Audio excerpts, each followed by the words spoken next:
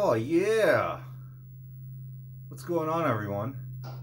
It's your buddy Churrasco Voltor with a Sega Genesis review of Sonic the Hedgehog, released in 1991. It's Sonic! Anyways, guys, yeah. Why did I pick Sonic? Why Sega Genesis? Well, I happen to have a Sega Genesis, for all of you that you know. My kids love Sonic, and I wanted to take a little dive into why they gravitate to this little guy so much, and why lately the world has been abuzz with Sonic, with the movies and 1 and 2 and Knuckles and Tails and all this stuff. So really quickly, I'm going to do things a little out of order. Instead of going through the presentation, all that, I know this is a rather well-known game, and you might be thinking, why am I focusing on it? Like, well, I just told you why. I'm going to check it out, and I'm going to see how it holds up, because I actually have a fair amount of nostalgia for this game. When I was a wee lad, a mini Churrasco, I actually owned a Sega Game Gear, which I still do, which is dead, because the caps went out. But anyways, blast it. Anyways, I played the only 2 games on the Game Gear that I had were Sonic the Hedgehog and Shakan the Forever Man. Maybe we'll touch on that latter game some other day, but for now, let's focus on this one. This game was amazing when I was a kid. Mind you, I had a regular Nintendo, and then I got the Game Gear, and this is the first time I've seen graphics this good. And on top of that, it was portable. It blew my mind as a small child. And you know what? This still holds up rather well today, with very vibrant colors, nice sprite work on the beloved Hedgehog here.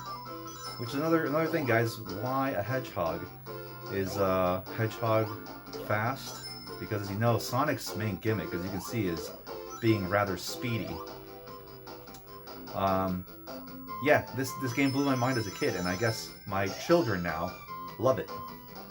But let's continue on with the actual review itself.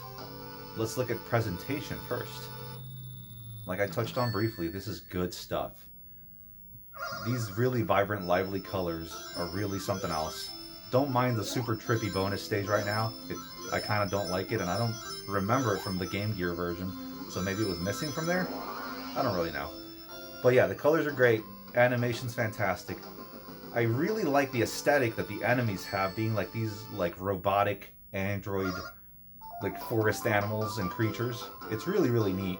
Maybe they did to keep down the violence and not have like Sonic making actual fish explode and torrential like downpour of guts and blood. So maybe that's why they chose robots. My understanding is that the plot of this is that there's some kind of evil scientist named Dr. Robotnik, and basically he wants to turn all the animals into robots or something and rule the world somehow. I don't know. So it comes down to a super speedy Hedgehog to save the day, wearing his really neat red sneakers. He takes the fight to Dr. Robotnik throughout a plethora of levels stretching many different lands. And the gimmick here, as you can see, is the speed. Little feet go all crazy, all cartoony. He gets a super speed, and then he just goes to work. Now, that was not planned for. Let's pretend that didn't happen and continue on. But yeah, that's the gimmick to it. He has really cool little animation. You can see he tries to push things. If he idles, from what I remember, if you let him hang out for a while, he'll tap his foot and be like, "Hey man, are you there? We go." There he is. He's like, "Come on, get a move on. Make this review already." But anyways, yeah, things animate really well. Really nice back effects. Look at the scrolling in the back of the water. Looks like a wonderful place to be in. And then the music is super catchy. This obviously is the theme that everyone will remember from the Green Hill Zone or Anne of Green Gables or whatever this is. But anyways, it's really, really cool.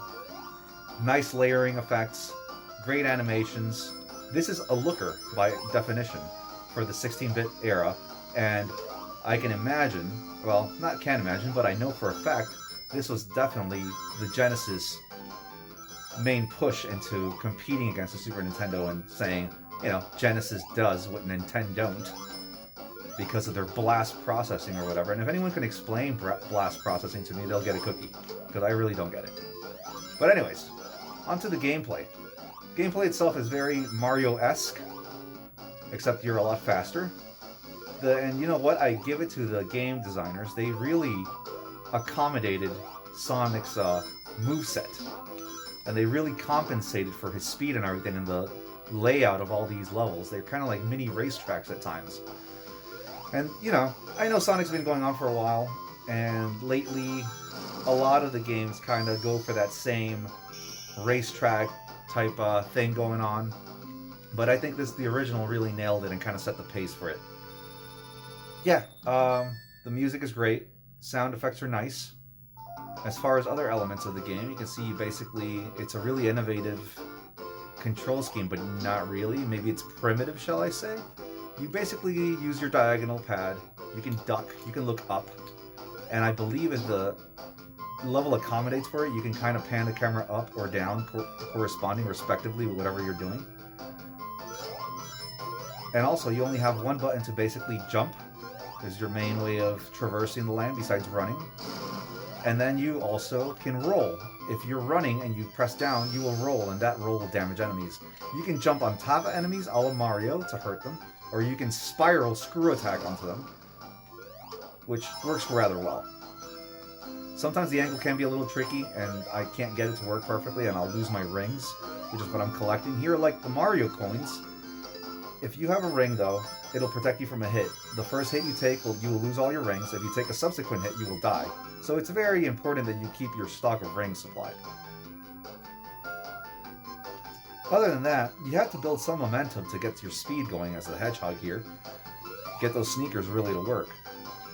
But subsequent releases would have Tails and Knuckles added on, but for me, this is the game I kind of grew up with, so it's all I really know.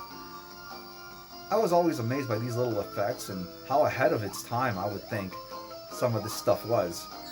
I lost my rings. Because look at that. The spiraling graphics. You got these chameleon guys that are creepy. This little waterfall effect. This is really neat stuff. But yeah. Now, do I recommend Sonic the Hedgehog? Nowadays, definitely. My kids love this game. I would be doing Sega and the Genesis itself a disservice if I said that this game sucked or something. This game is fantastic. While it doesn't hold the same appeal to me as, say, Mario or any other classic platformers, like maybe even Crash Bandicoot, I prefer those to this. This is still really neat. And I really like the sense of speed that you get. And it really shows the competition and the talent that... Oh, then I died again because I'm babbling. It really shows what Nintendo was up against back in the day. This was back when they had competition. Nowadays, not really. And then I die again. The game's also a lot harder than Mario and all those other games. Maybe if I didn't suck so bad at this game, I would like it more. But, anyways, guys, I recommend this game. You can find it in a variety of different ways. There's in multiple collections if you want to own it. If for some reason you don't have this game yet, you can find it in many different collections. It also has been re-released on different systems. There's the Game Gear port. There is the regular Genesis port. Or not Genesis port, but the Genesis version, which I'm playing right now. And I believe it can be downloaded on just about everything. So yeah, if for some reason you haven't checked it out, you have no excuse to really not have checked it out. I highly recommend you get it. This is a fun game. It's good for the kids. I think they'll get a blast out of it too. And thank you guys for watching and turning into my babbles. I hope to next time bring you more content and a little bit of a better scheduling because I've been really, really busy lately. Lots of stuff going on. And work and life and all that stuff, and you don't need to hear about that, but yeah. I'll try to find the time to make you guys more videos. And for now, thank you guys for tuning in to another episode of Tarasco Voltor Reviews. I hope to do more Genesis reviews in the future, and hope that you guys enjoy them. So let's finish up this fight against Dr. Robotnik and his giant swinging dung beetle ball until we sign off. See you guys.